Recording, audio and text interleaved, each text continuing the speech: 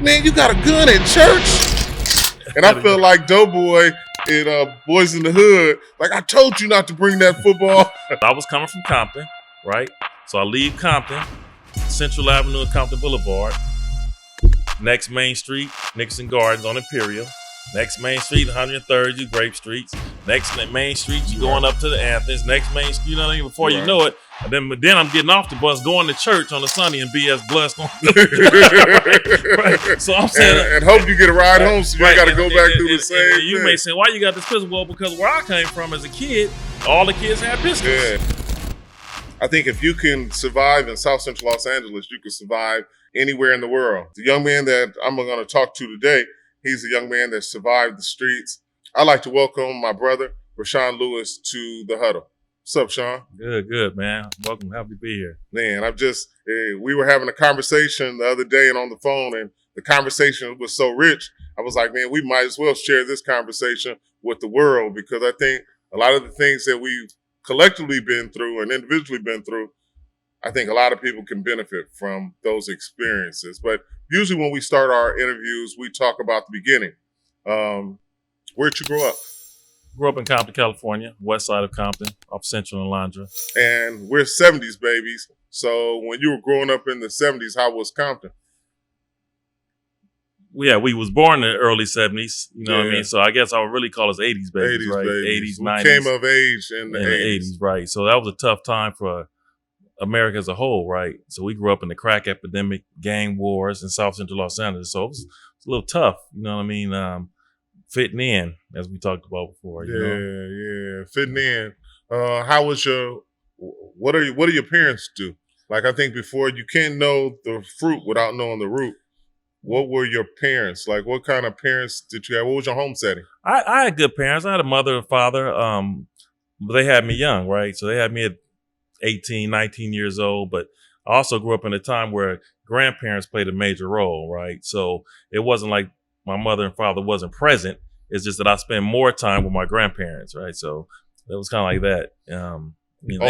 Both grandparents? Both grandparents, you know what I mean? Okay. So I was very fortunate to have a paternal and a maternal side, right? So I had opportunity to be on both sides of the fence. It's ironic you say that, because I had one grandmother that was strictly into the church, and I had another grandmother who was strictly into work. You know what I mean? She didn't have time to go to church because she was too busy working, trying to survive, whereas my other grandmother was completely on the other side of the fence, right? Yeah. It's funny, like when I watch, a lot of people ask what South Central Los Angeles was like in the 80s, and I always tell them, I think John Singleton did an excellent depiction of South Central Los Angeles when he did the movie Boys in the Hood, because each one of us that have had that experience, we've shared different scenes within that movie. So you growing up in the 80s, you mentioned how the crack epidemic hit, and crack epidemic hit in like 84.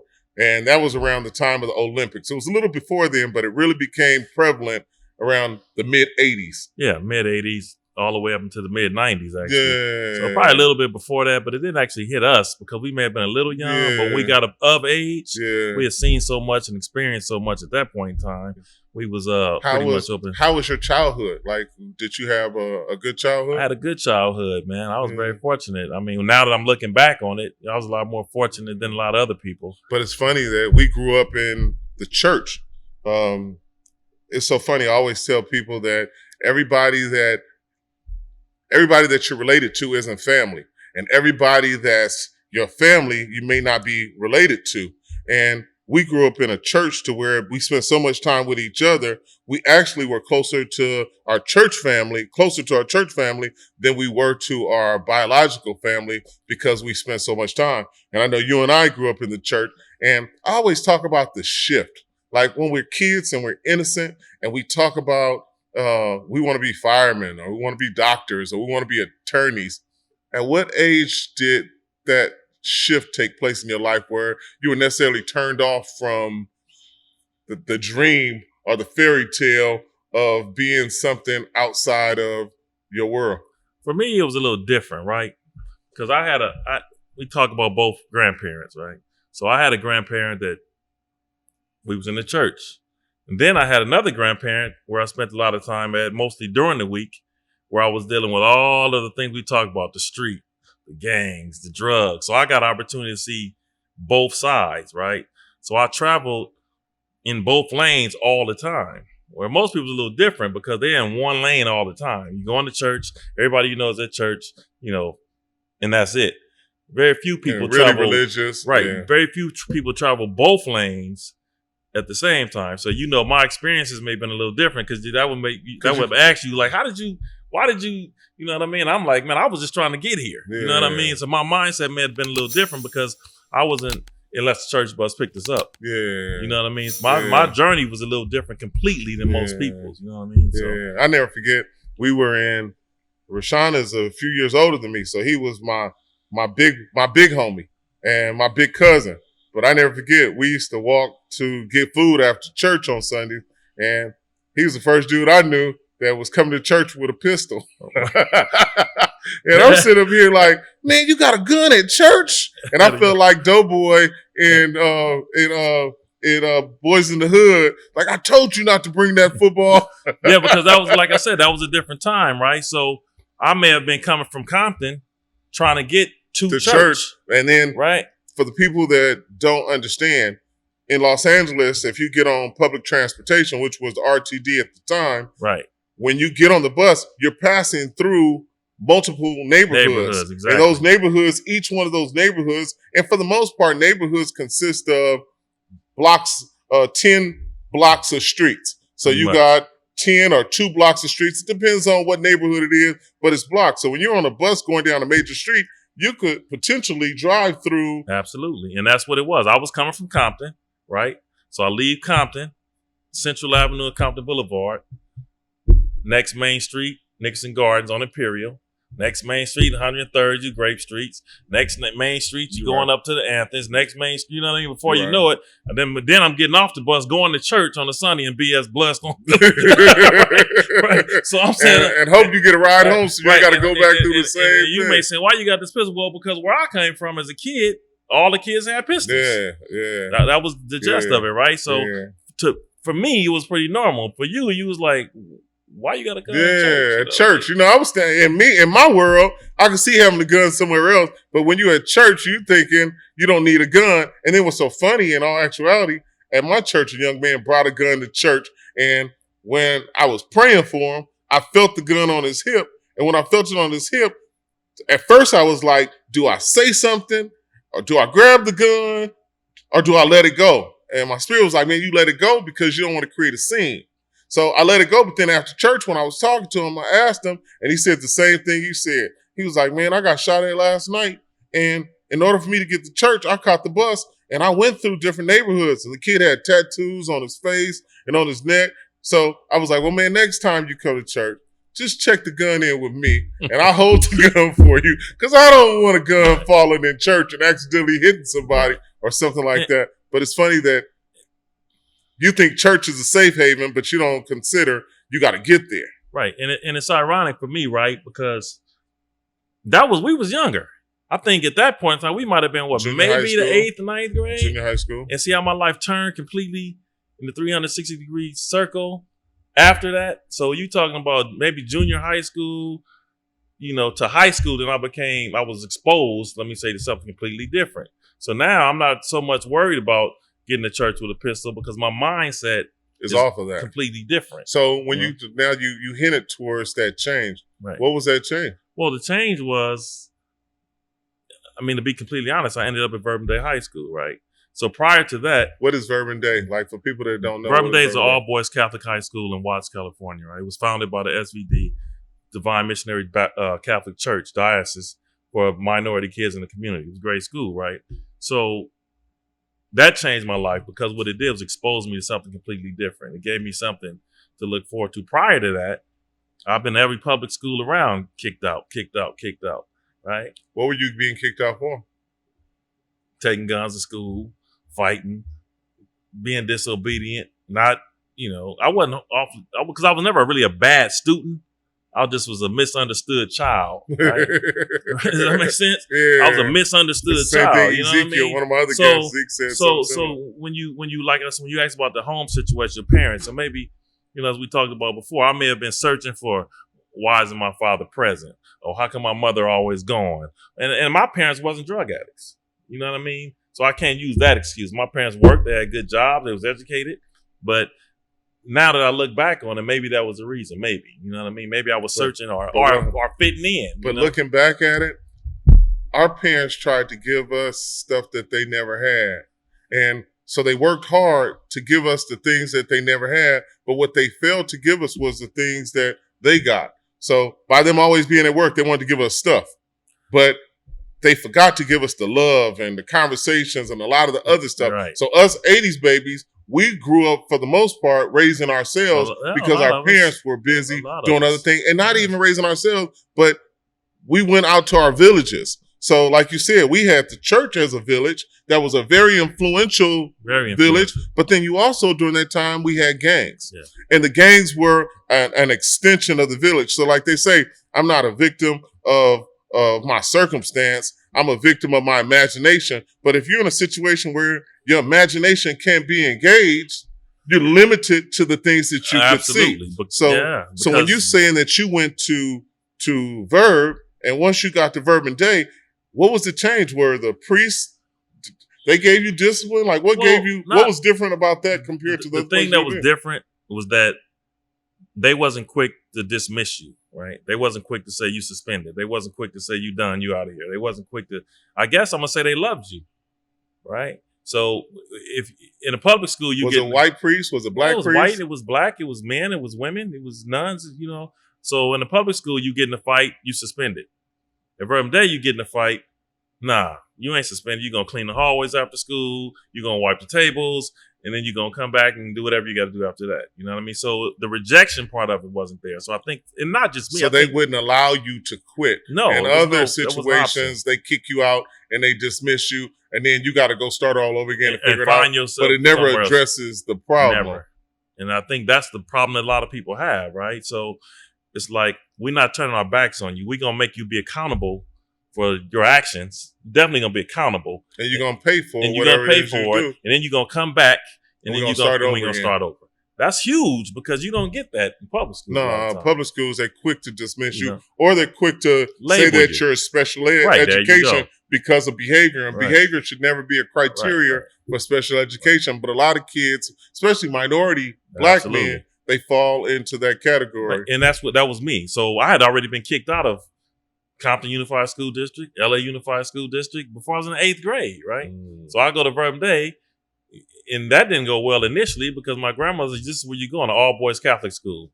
And we ain't even Catholic. Yeah. First of all, that was my first issue. Like, we ain't even Catholic. I'm down here at church every Sunday. Now all of a sudden I'm going here. Catholic school? Right. So that was an issue. But, you know, like I said, maybe it was the love. Maybe it was the, you know, being forced to be accountable at a young age. A lot of kids aren't held accountable until they older. But like we talked about the village, that was another part of it, right. And it was preparing you for your future and the things that were going to take place in the future. But had you not had these separate villages that were all contributing to your whole, like I said, pieces of a puzzle, they were all contributing to that pieces of the puzzle. So your days the thing that I didn't like about Verb was when I was a kid that inside the school you were cool, but you had the bounty hunters. Wasn't it the bounty hunters right there at the back door to where standing on that bus stop on 111th? And those of you that don't know bounty hunters, it's a large gang within the projects of the Nixon Gardens. Absolutely. And in the Nixon Gardens, they have a group of young men called the bounty hunters. And when you're standing on that bus stop, where 111th and Central, the Verb is here, but right behind Verb, it's one way in, and it's one way out of those projects. But here's the thing, right? And that did happen. You had to deal with that, right? But imagine this. Imagine you have 6 people on the bus stop, and then here come the bounty hunters. Then you got 290 kids come out to school to help those 6. Oh, okay. Oh, and that did all happen? the time. Oh, really? Often. Right. So the guys in the school would prevent them from messing with people. Absolutely. Oh, wow. That's dope. Yeah. It's been many days that they came on campus and, you know, it was like, okay, man, you had a group of people. You may have been from LA, you may have been from Swans, or you may have been from Compton, but at that school, moment, we were together. You know what I mean? So in Verb, who were at the time coming up as an adolescent, I think it's very important to have people that influence you, that impact you? Who were some of the people that impacted you at an early age that maybe you wanted to emulate, or you wanted to they made an impression on you? At the school? Just period in general at this time. Oh man, it was. I mean, I can name quite a few. But hands people. on, not somebody that you probably didn't know, but hands on. Who was a person that took time out with you that paid attention to you? Well, let's go back to your dad, right? Uh-huh. So we're gonna say your dad. However, at the time, you didn't think about it, but your dad was a Sunday school teacher, right? He was very influential later on in life, you know what I mean? Because he taught me, he spent a lot of time with me, you know what I mean? And I'm like, okay. At the time, I'm like, that's how me dad, whatever, but he was one. Okay. Then, of course, that was a person at the church. Then you had people outside of the church, just guys in the neighborhood, you know what I mean, that you looked up to, whether it was in a positive or a negative way, you looked up to them. You gravitated to that, right? And then as I got a little older in middle school, junior high school, I had guys that was older than me in high school who was doing things that was new to me, whether it was playing basketball or, we had a coach at Bourbon High School named Lalo Mendoza, man. Good guy. I couldn't stand him. You know what I mean? Wasn't David Greenwood there? He was way before me. Okay. You know what I mean? But those were some guys that went there. No, but I'm saying he was coaching there. No, he was playing. He coached after that. Yeah. Okay. But it was a coach there, a man named Lalo Mendoza. I couldn't stand him, right? Why? You know what I mean? Why? Because he made you accountable? For everything. You know what I mean? No excuses. No excuses. You know what I mean? And I didn't like him at the time, but as life went on, I thought about a lot of lessons that I learned. You know what I mean? And then you got, But isn't it fascinating that that's just the way it is? Like, we like the outcomes, but a lot of times the process, we don't like the processes that we have to go through to get to the outcome. Yeah, because we don't know the process until we go through the process. Yeah. Right. So you have older people say, well, when you in a storm, you in a storm. You got to continue to walk through the storm. Respect the process. It's like my grandmother say, like, if you walking through your storm, you don't turn around and go back in hell. You trying to get out of hell. So why would you stop in the middle just because you got a ways to go? You know what's behind you. This episode is brought to you by Harold and Belle's, LA's legendary Creole kitchen, serving up soulful flavors since 1969. Whether you're craving classic jambalaya, crispy catfish, or a warm bowl of gumbo, Harold and Belle's delivers Southern hospitality with every bite. Dine in, take out, or let us cater your next celebration. Stop by and experience a true taste of New Orleans, only at Harold and Belle's. Right. You don't know what's in front of you, right? You're right. And only then can you appreciate what you've been through after you've been through it. After you've been through it. Right. But we all hate I don't care how good it sounds, but the process is a whole different situation. I heard a preacher say one time, he was like, when God closes one door, he'll open another, but it's hell in the hallway. I mean, that's just the bottom line. And that's what it is in life as a whole. The process is something else. But you can't appreciate it until you go through it, right? So, high school, Bourbon Day, at what age was it when you discovered that you had a talent to play basketball? I'm going to say 9th grade. I always liked sports. At what age was it when you started to grow? Because I remember when you hit that growth spurt, that initial growth spurt. Probably around after the 9th grade. About 9th grade, you hit that growth spurt. 9th grade, and then that was the time when because I got exposed. I didn't know nothing about college. Nobody ever talked about college. Even at Bourbon Day, they didn't talk about it? Until then. Okay. Right? So I got started Bourbon in the 9th grade, right? So prior to the 9th grade, who talked about college? I never even know what a college was, really, and that's sad. But at the moment, I didn't know at that time. I didn't know. So when I got to Bourbon Day, I got on campus. Now you got guys playing basketball. They talking about scholarships. They good. They talking about Raymond Lewis and David Greenwood and Kenny Fields. And these all guys I've seen on TV, right? Mm-hmm. And I'm like, they came from here? Roy Hamilton. I'm like, they came from here? Mm-hmm. That's a little small school with 300 students. You know what I mean? This is where they came from? Compton? Watts? Mm-hmm. This is where they come from? So now I'm like, wait a minute. Then that's when something goes off in your head. Like, wait a minute. The light bulb goes like, up. Hold up. If they came from here, you know what I mean? Okay, so what do I got to do that? So then that was what started the whole process. So when basketball stuck, what year was it? I know you didn't start in the 9th grade when you were good. At what point in that process did it really catch on to where, like, man, I'm better than these dudes, and this is something that I could really do, and I could be successful at it? Yeah, well, as a kid, we grew up in a different time, right? So when we were younger, everybody played sports. We all played in the neighborhoods, in the streets, the parks. Everybody went out. Everybody played football. Everybody played basketball. Everybody played baseball. You could probably depends remember. on what was available. But it was a time when you get in the street, take off your shoes, and have foot races. Oh, yeah. We all did that, right? So I was always pretty athletic, but I never had any organized sports. I would always play, and I was always pretty good. I was taller than most kids, but at that moment, probably about after the 9th grade, I'm like, okay. Why was it basketball instead of football? I played football too. I just like basketball. But you played football at Verb? Yeah. What position did you play I at played Verb? defensive end, defensive line. Oh, wow. I never knew that. I forgot that you played football. Yeah, I played football too. Baseball too. Everybody there played something. How was the process where you had colleges that started to check for you? How was that process?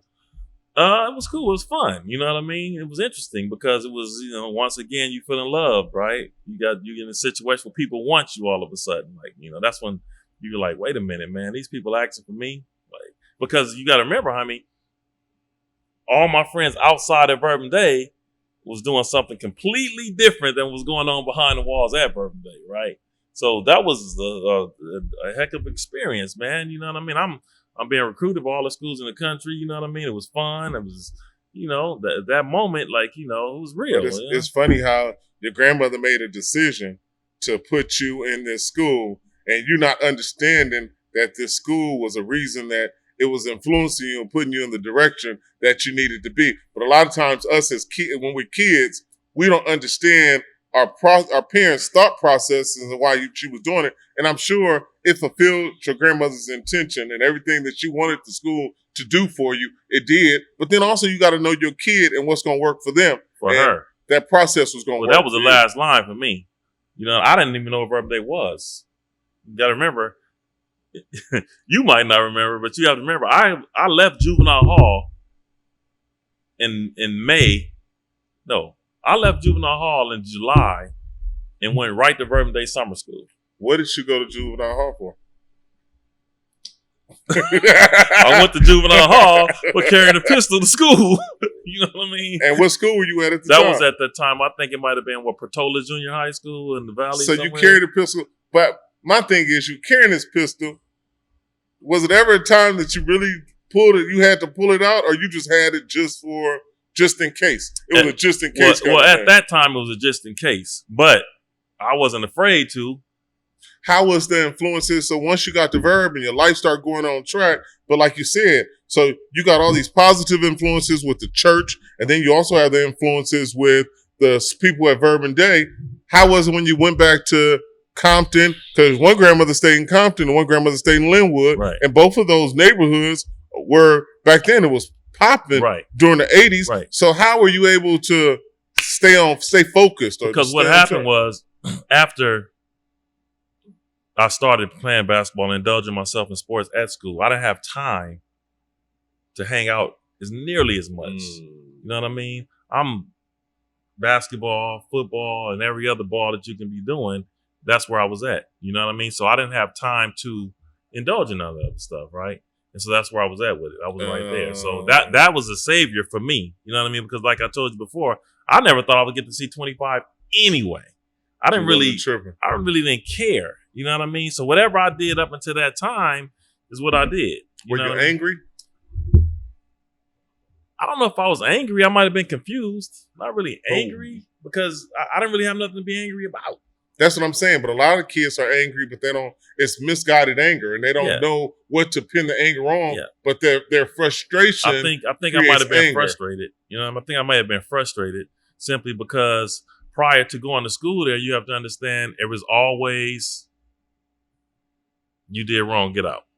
You did wrong, get out. You did wrong, get out. You know what I mean? So I was like, dang, everywhere I go, I'm getting kicked out, but I didn't realize everywhere I went, I was doing some stupid stuff along the way. And even at Bourbon Day. You were a victim of your own choices. Right. And I did stupid stuff at Bourbon Day, right? I mean, I can tell you a story at Bourbon Day, and everybody that was there would agree, it happened, you know what I mean? Mm-hmm. But I didn't get kicked out. Thank God. Because had I got kicked out on that particular incident, I would have never been where I'm at today, I'm sure of it. So, Bourbon Day, successful athlete, life starting to turn around. You got more options. The future is bright. You got colleges that are soliciting your attention and they want you to come play basketball for their school. What school did you choose to go to? Ultimately, I ended up at Texas A&M. And Texas A&M is a Division I school. Yeah, right. And it's in San Antonio? No, it's in College Station, Texas. College Station, but that's out of Austin, right? Houston, a little bit north of Houston. A little used to right. Houston. So, but ultimately, I went to Cal State Fullerton first for a year, right? And then the coach left, so I left. Ultimately ended up in Texas, but yeah. Okay. So when you got to Texas A&M, how was that experience? And coming from South Central Los Angeles, because though you were on the right track, those of us that were born in LA and we grew up in the area that we grew up in, we have a certain posture. Right.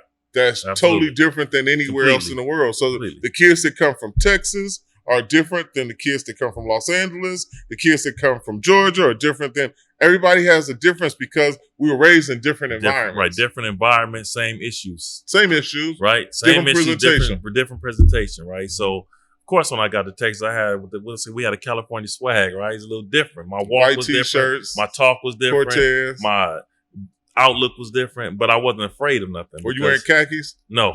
I wasn't wearing khakis, but I wasn't afraid. You know what I mean? I didn't fear for anything because it was a different environment altogether, right? You know, so, and it made it easy. So Texas A&M, you're playing basketball. Were you starting? Yes, I did. You did? Yeah. A lot of fun. So you were successful. You were starting. How was it? I know for me going away to college, you go away, and I grew up in an all-black neighborhood. So by me growing up in an all-black neighborhood, and then all of a sudden I go to college, and there's other nationalities that are there, and just as they're curious about us, you find yourself curious about them, or did you go that direction? No. Really? No, because you went to school in the South too, so it was a little different, right? But you also know that some things just wasn't very popular. You know what I mean? To do.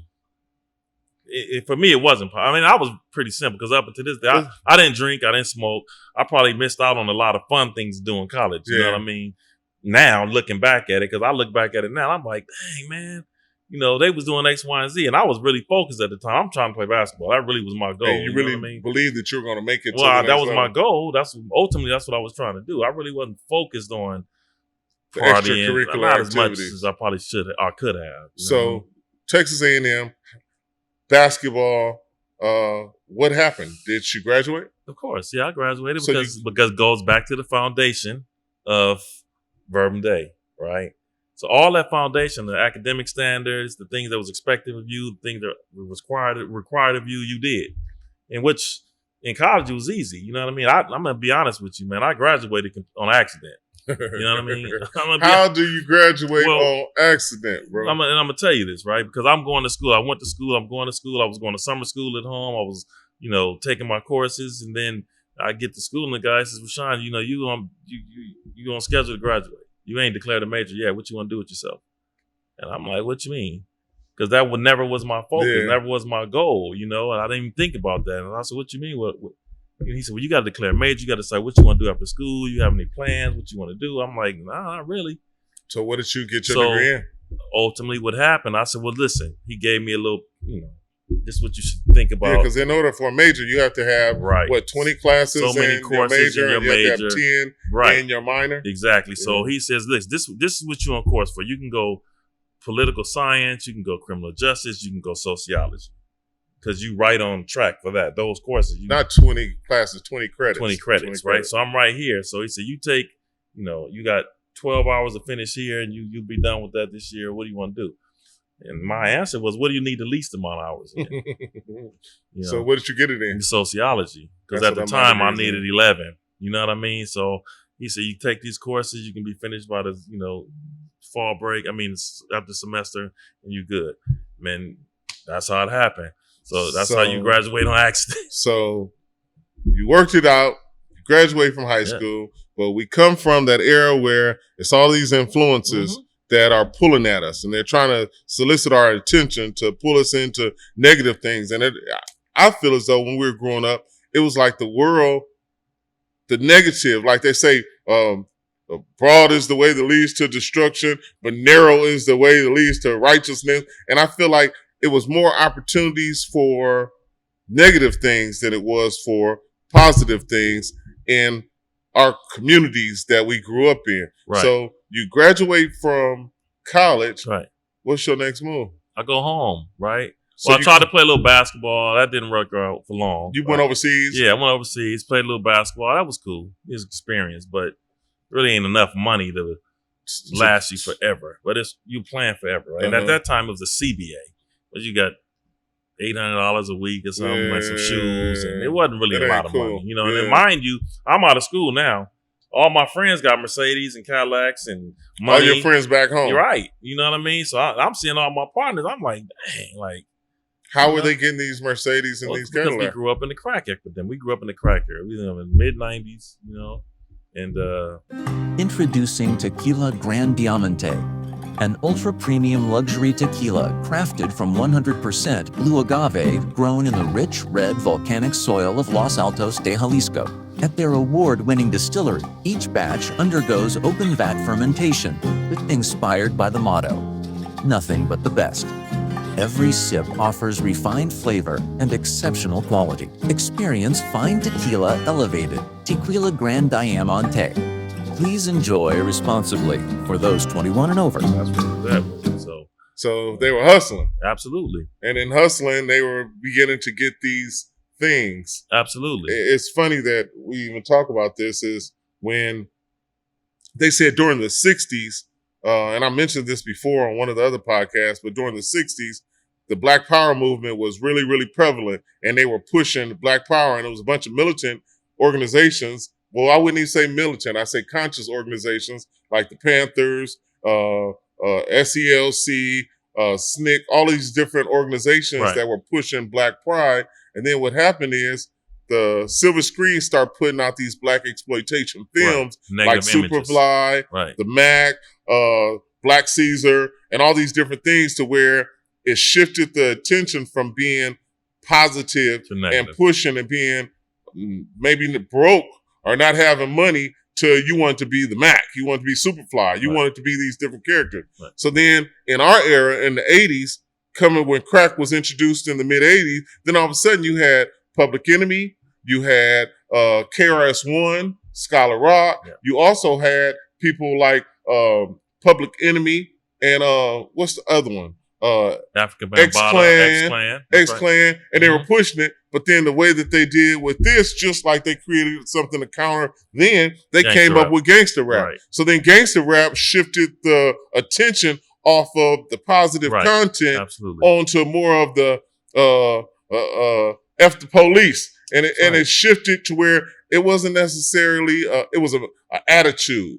It was a posture that it gave us pride, and it talked about the things we went through, but it was negative. So this is where I'm going with that whole thing was, so when you come home from school, like most people do, they come home from the military, they come home from college, they even come home from being incarcerated, and then you see all these different people that are benefiting from negative, illegal activities. How do you make your choice? Well, everything I've done in life been backwards, bro. So I got out of school. I played a little basketball. I got a job. 1992, I think. I was working for 7-Up RC Bar. I remember that. I remember that. And I was making at the time, I was making like $70,000 a year. Wow. That was a lot of money, right? For a 22, 23-year-old kid, right? I was making good money. Yeah. But my partners was like, man, you ain't got to do that. We doing this. So I kind of found my way over there. The job got in my way, bro. I quit. I went to work one day and quit. I said, I quit. So you quit a job paying $70,000. Quit. Because your boys were telling you it was another opportunity. Yes. Not only was another opportunity, it worked because I tried it. You know what I mean? So that $70,000 became very small amount of money for what I benefited from later. So I thought at the time. They say before a builder, the scripture in the Bible says, before a builder sets out to build, first he counts out the cost. And you got to see if it, so when you were thinking, I'm going to leave this job that has medical benefits, it has pain, it has vacation, it has all of this. I'm going to leave this job to do a job to where I'm going to have to wash my back. I'm gonna have to watch my family's back. I'm gonna have to do all of this. So, did you weigh it before you did so that's it? a great because example. you're a college graduate, but that's though. a grown-up example. But you're a college graduate. You're matter. very smart. Yeah, but I'm young, right? So that scenario you just gave was a grown-up, mature, right, example. You take a 22-year-old kid that's broke. You know what I mean? You're not broke if you're making 70 grand a year. But in comparison to what all my friends was having, I was broke, right? So I'm not looking at that. I'm like looking at, man, I got 401k, I got vacation, I got stability, I'm living, right? That's how a 40-something-year-old, 50-something-year-old thinks, right? Yeah. A 22-year-old looking at, man, James got a Benz, Carlos got a Porsche, Jose got a house, and they got an apartment. Look at the girls, they got the jewelry, and here I'm getting up going to sell soda every day. Yeah. Like, and they looking at me like, bro, it's easy to walk away from. It's easy not to think about the other side of it because you're looking at it's like you got candy in a bowl. You don't know if it's sugar free or not. You just see candy, right? You see candy, right? So when you leave 7-Up and you decide that you're gonna hustle, how is that transition to where you go from college graduate and the thing for me and even my choices, I've always been in a situation where when you went away to college, I was the first one in my neighborhood to go away to college to be out of the city. So all the dudes in the neighborhood sort of put me up on a pedestal because it was like, man, we proud of him. He doing something with his life. He trying to make it. And I'm certain by you going away to college, because I know even with you, when you went away to school, I'm looking at it like, man, Brody done passed. Like he good. Like he doing this thing. How was it when you go through all of that? Because a lot of people will say, why even go to college? And why not just go all in and do it? So for you to go get a college degree and then come back to that world, so how was it when you got in that world? Did you feel you were smarter than everybody around? Not really. I think that my opportunity was a little different because I presented myself a little different, right? So I was a lot easier to deal with, right? But yes, you got people that look at you like, okay, you making it, but are you really? Because at that time, at 23 years old, I'm not really making it. I'm not viewing it like I'm making it. I made it. I got a degree. Now I do. You know what I mean? Because it means something now, but then it didn't mean nothing to me. We go back. I didn't think I was going to get to 25 anyway. So it's all gravy. Right. I didn't never think 25. I thought I would never see 25, bro. And I know I talked to people and they like, what, you really thought that? I really thought that because even my friends at that time was dying. In prison forever, dead. That's what I was seeing. So I knew my window was short. So I'm like, if I can make enough money, I can really, really just get out of here. So I thought, right. But is there ever enough money? That's the thing. It's never enough. A lot of times people say, I know a lot of dudes in my neighborhood and that we grew up with that said, when I make my first 100,000, man, I'm going to get out the game. And then that first 100,000 turned into my first $500,000. And then it turned into 500,000. But it's like the more money you make, the more problems that you collect. I think we talked about this before, right? So the money is a greater addiction than the drug itself, right? So we look at drug addicts and say, man, they all screwed up. Man, look at them. They smoke and they smoked out. Look at them. They run the street. But as a drug dealer, you just as addicted to the drug. You addicted to the lifestyle, right? You more so addicted than the drug addict because they got an illness. Different. Right? You know, so you different chasing, enticement, but the same addiction. Same addiction. You chasing the dollar like I'm chasing them. It's never going to be enough. It's never enough, you know? And if somebody's being honest about it, they'll tell you that. It's never enough. So, you know, you need help along the way too, because how do you separate? I mean, who don't want to walk with $10,000, $15,000 in their pocket, jump on a plane, get any kind of car you want, any girl, date whoever you want. I mean, who don't want that? And we're young. Remind you, we're only 22 and 23 years old. Yeah. You know. So when you were in that world and the things were going on, was it cool? Like, at what point did it shift and you started to realize, like, man, this might not be the place to go? Like, I know we had a whole bunch of dudes in our neighborhood that were jackers. So you got to qualify the era that we grew up in. So in the era we grew up in, you have people that grow up in these neighborhoods, but everybody got a different role and participation in that world. Everybody brings something else to the table. Right. So you got the jackers that rob people. You got the burglar. The jackers walk up on you and they take something from you. You got the thieves that in the dark of the night or in times when you're not paying attention, they come and take and they disappear in the night. But then you also have the smart dudes that keep the money. You got the gangsters that they come with the muscle and the power. Right. Like when you were in that lifestyle, what role were you playing in that whole thing? Because you're a big dude. Well, true. But so I was a little different because I never actually, once I got into the drug business, I never actually physically sold drugs in my immediate area, right? So I was lucky too. I met some people that, put me in a position to be pretty successful at the time. But I had a place that I went to, which wasn't in California. I got on the plane, and Ice Cube had a song about it. I went to Minnesota somewhere, and I found, somebody there, and I did pretty good on that end. So it was easy for me to come home, right? So when I came home, it was peaceful. It was peaceful at home. I wasn't worried about somebody jacking me because a lot of people didn't necessarily really know me to say, okay, they see me because I was in the street too, but they would see me, but they didn't really do business. They didn't really know except for the people that really knew, right? So it was kind of like I had a pass to walk around and be cool with everybody because they never really actually physically did business with me from that aspect. You know what I mean? So when you're out of town, did ever a situation go bad? Never. You never had a bad situation out of town? Not out of town. I didn't have a bad situation, so I was always at home. Oh, at home you had a bad situation. Because at some point now you got to realize, okay, dang, he ain't really getting down with us over here. But he got the cars, you know what I mean? He got the jewelry. He doing something, right? What is he doing, right? So then that's where always the situation was at. You know what I mean? The jealousy. Of course. That's when you got your vultures that's coming out. And they like, like you said, the jackers. It happens. It happens to everybody, right? Yeah. So that's how it came to be, right? Did you ever get jacked while you were in the street? Absolutely. How did they get you? Well, I think I told you this. They walked up on me with a pistol, said, "Get in the trunk." And you 6'6"? Yeah, but when a pistol in your face, you 5'1". And you climbed your big ass inside a trunk? Absolutely, I climbed in the trunk. And when you climbed in the trunk, what happened? They shot me. Well, they thought they did, right? They shot you while you were in the trunk. They busted on you. Yep, that's right. They shot me in the trunk. But by the grace of God, right? So when they shot me, I thought I was shot.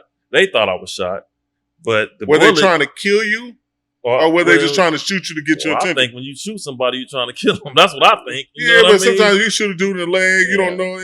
It's better chance. If they really want to kill you, they pop you in the head and take you out of your... The fact of the matter was they shot me. You know what I mean? But by the grace of God, they probably thought I was shot. I thought I was shot, but I didn't get shot. The bullet went through the jacket. You know what I mean? And it actually didn't hit me, right? So when I was in the trunk of the car, I'm like, dang, I'm shot. But back in those days, you can get out through the trunk of the car. I've been around enough cars. I basically rolled for about 30, 40 minutes. 30, I don't seem like so they shot you in the trunk, right? Closed the trunk, right? They driving around the city. You're in the back of a car, right? And as in the back of the car, were you in pain or you? I wasn't really in pain because I was trying to figure out how I'm gonna get out this car. So what did you do? I popped the trunk from the inside. Trunk pops open. I jump out the car and I take off running. So you took off running while the car had come to a stop or something. You took off running. I jumped out, right? And you got away. Got away. Did you ever come in contact with those dudes that you ran in that did it? No, I never came in contact with them anymore. Yeah. No, I never came in contact with them anymore. Was that one of the craziest? I think you told me about another Arizona. crazy. Arizona situation. Yeah, so you said everything happened out in town. Well, but I wasn't really, that Arizona situation was a little different because we was going to spend some money in Arizona, right? So that was a different situation where the guys ended up getting killed. What happened in Arizona? Well, what happened in Arizona, like I told you before, we was going to make a purchase in Arizona, but I got there late. You know what I mean? I was coming with the last little part of money. And so y'all pieced up and y'all were putting your money together putting our money together with a couple of my partners. Make a move. Right. And you got there late. I got there late to make the move. But what happened was they was already there. So we go to the house and we conversating. So now it's time to go back and get the money. When we go back to get the last part of the money, obviously I didn't bring the money with me. The other two partners, they tied them up, ultimately, killed them. Right there in front of you? Not in front of me when we was going. So when we come back, remember I told you they got on, we call like, hey, you guys ready? And they like, yeah, come on in. But I was so you mean to tell me y'all go to a place to where y'all are figuring out the business transaction that you're about to do, and you're with the people that you don't know. I didn't know them. You didn't know him, but your friends had known him. Right, they known him. So then because you got there late, you didn't have your portion with you. Right. So you left your friends at the location. I left 2 of them. You left 2 of them at Right. the location that you were at. Right. They were already there, Mike. And you told them, okay, let me go get my bread and I'll be back. Right. So when you left, they were perfectly fine in that situation. Right. But unbeknownst to you, when you left, they murdered those 2. When I left, no. When I came back, we was on our way back. We called. We on our way back. You and who else? Me and my other partner. It was so it's 4 of y'all. It was 4 of us total. But 2 was left in 2 there. was left. Okay. So when we got back, we called. Hey, we on our way back. Is it cool to come in? And he was kind of like, yeah, come on in. But it the was, guy you knew said, yeah, right. come in. But that wasn't the right, yeah, come on in. You know what I mean? Yeah. It was like, you know, I'm like, that And ain't. we don't even talk like that. Right. I'm like, that ain't cool. So I'm like, man, something ain't right. You know what I mean? Like, that ain't cool, you know? So we was like sitting there waiting. But the thing that I always tell people is you always got to follow your gut. Yeah, Because we got certain instinctual things that's with us that tell us whether or not to do it. But sometimes we want something so bad that we ignore that gut, and then we got to pay the price. Right. So how did you make that next move? Well, what I told you what happened. So what happened was ultimately we we hear wrestling in the house or whatever, but I knew whatever was going on in the house was bad, right? So ultimately we waited probably too long. I mean, we just ran the car in the house. So you wrestled with what you were going to do, and then you just said, forget it. Yeah, we just took. And you drove your car in the house. Yeah, when you drove the car in the house, did you have pistols and stuff on? No, we didn't have no pistols. So you just drove the car in the house, and that's all we could do. And what happened? Well, they was dead already by that time. So by that time, we drove the car in the house, and you saw them dead. They was tied up. You know what I mean? Yeah. So it was time to go. And then you just backed the car out the house? No, we just left the car and took off. They weren't busting at y'all? No, there wasn't nobody in the house at that time. Oh, everybody was gone. Yeah, was gone. Yeah. Oh, wow. Because mind you, we was on the phone. We heard the scuffling, the wrestling, or whatever. So, but we waiting. We don't know what's going on. You know what I mean? Mind you, we sitting in the car all the time. So it wasn't about a robbery. I don't really know exactly what went on because I got there late. Yeah. You know what I mean? But whatever went on, 2 people lost their lives. And it easily could have been me. You know what I mean?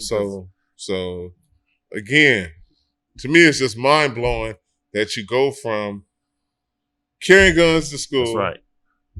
To Verbum Day, where you have a pivotal time. You got like a Mecca experience, like Malcolm X had, to where it exposed you to a different world, and then it changed your trajectory of where the direction that you were going to go. But then you get to college, and then after college, you come back, but you regress back to where you started.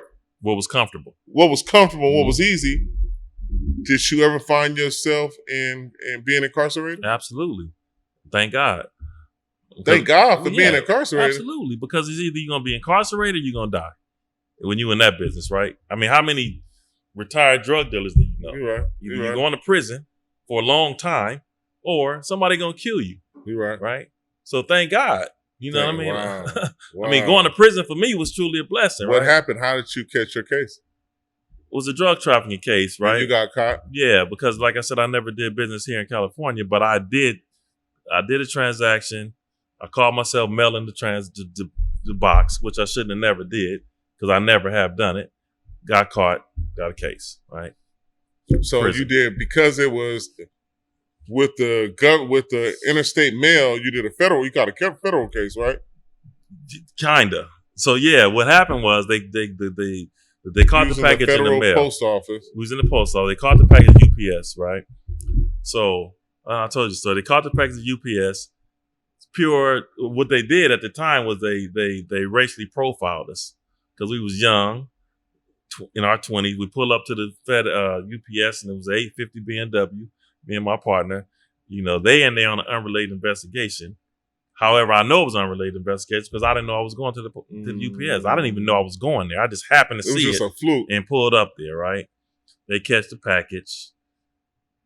They sent us to MDC. Yeah, Metropolitan Center. We went to MDC because it was a quantity and it was hard. Now, at that time they got different laws for the hard and the soft, right? So it was hard and it was enough to give us a life prison sentence. We had life in prison, right? Problem with that was we were sitting at MDC stressed out for 7 days. So my attorney comes in, he said, man, it's your lucky day, I'm like, what he said, we're going to go upstairs. they're gonna dismiss the charges on this case because the Gardena Police Department opened the package without a warrant. Oh, And they didn't have a wow. probable cause to open the package. So on the technicality, you beat it. Right. So, per se. But when they didn't file a federal case, but the county or state picked it up. Right. So the state picks it up. When the state picked the case up, by this time, we skipped a little bit. I'd already had a strike on some other stuff, right? Which was new at the time. 1994, the strike law was new. Yeah. Right. So I had a strike. Because I think it was Pete Wilson, who was the governor, right. who was the one who coined that right. 3 strikes. Well, Bill law. Clinton from a federal perspective, From right? federal. And Pete Wilson in the state. But so what happened was they opened the package without probable cause, without a warrant. Federal government kicked it out. State picks it up. Ultimately, they give me 7 years, 4 months. So you did 7 years state time? I did actually 5.5 in state. State time. Yeah, on that one, yeah. So then once you did that time, how was it being incarcerated? What was one lesson that you felt like you learned from that time? I remember you said you learned how to deal with time. Well, I learned how to manage time. I learned how to deal with myself. You know what I mean? And what I realized is that, it gives you a lot of time to find out who you are. You know what I mean? A lot of people find out about themselves when you're in prison. Some do. Some don't. But for me, it was because then I had a time to reflect on everything. Right? And my biggest thing was looking at people that was incarcerated that was sober. Right? I'm like, dang, they sober, man. Look at them. And they so messed up. You know what I mean? And that's at that moment, that's when I'm like, okay, I'm cool with drugs. You know what I mean? Because it's killing people. Like, it's really, really killing you. Like, for real killing you. So at that moment, that's when I found out I had a lot of other insecurities. You know what I mean? I found out about myself. Like, man, how did I find myself in this situation? Did you roll with any of the cards? I was from Compton, so it was easy for me. I was pretty well known in the city, so it was easy for me to do. I didn't have to, that was easy. You know what I mean? I'd already had if you want to call it a street reputation, you know what I mean? So going to jail, you got out of jail. What did you do when you got out of jail? Well, when I got out of jail, I knew I didn't want to go back, right? So I didn't know what I wanted to do at the time, right? Because I knew I didn't think about working. I always knew that I was going to have my own business. I knew that at some point, insurance companies and doing accidents, like that was okay. You know what I mean? It worked out. I did that for a few years, but it wasn't enough money. So then I got into, over-the-road transportation with my other truck company. I bought a truck and trailer. And then once you went legit and you're changing your life, then your past came back to haunt you. Absolutely, yep. And then you had to deal with something from your past that was unaddressed. That's right. And you found yourself in a situation again. Again to where you did 5.5 previously. Right. And then you were facing what this time? 2 years. Well, supposedly. What were you facing initially before the time you got? It would have been, what did they say? If you go to trial, they could have gave me 25 life. Wow. Right? Ultimately, they could have gave me 25 life. So, they give you a receiving stolen property, right? On some merchandise that even they said I never even received, I never had, never was in possession of. But it's easy because, the part of our judicial system is so screwed up is that your crimes, your history never goes away, right? So if the police come in here right now today and says a robbery across the street and he got on a brown shirt, you're number one suspect. Well, yeah, I got on a brown shirt and I got strikes. So now I'm in court and they says, okay, well, listen, man, you can go to trial and take a chance of getting 25 to life, or you could take this 16-month deal today. And most time. But is that a deal? No. Or is that a forced move? It's a forced move. That's a forced move. But you scared because if you go fight it, it's a chance you don't know what's going to happen. Oh, yeah. And so I have friends incarcerated now that it's refuse to deal. Move. So you saying, well, dang, man, I ain't even see. But look, I got 5 trucks, right? I got a house in Cerritos. I got 7 employees. I'm paying taxes. I'm giving away bikes. I'm giving jobs to the community. You know what I mean? I'm doing everything I can think about doing the right way. Right? I'm not doing nothing wrong, man. Like, why are you here? Well, you did move the trailer. I did move the trailer. I moved trailers all day, every day in this show. I didn't take it on the street. I didn't go down the street. I didn't go around the corner. I'm in my place of business. Obviously, I'm in my place of business because you're at my place of business, right? Yeah, but you got to know what's going on. You have to know what's going on. I don't even know these people, man. Yeah, you do. And that's how you ended up doing that. And that's how I ended up. So I said, listen, you can go to trial, possibly because you got strikes. They dropped the strikes, whatever. So, maybe you get 9 years if you go to trial and lose. 9 years for receiving stolen property? Well, take the deal for 16 months. 16 months. Plus you got a strike, which is 32 months. Now listen to this. Let me do this math way. This is our injustice system, judicial system. You get a deal for 16 months, right? Mm-hmm. That's the deal. You got a strike. It goes to 32 months because it doubles. So now you got 16 plus another 16 to 32 because of the strike. Then you do 85%. Oh, there's the enhancements because of the strike. You do 85% of that because of the strikes. You're not eligible for halftime. So now I go from 16 months to 32 months with 85%, right? So then now I do 2 years and 4 months, right? Get out. Then I do another year parole.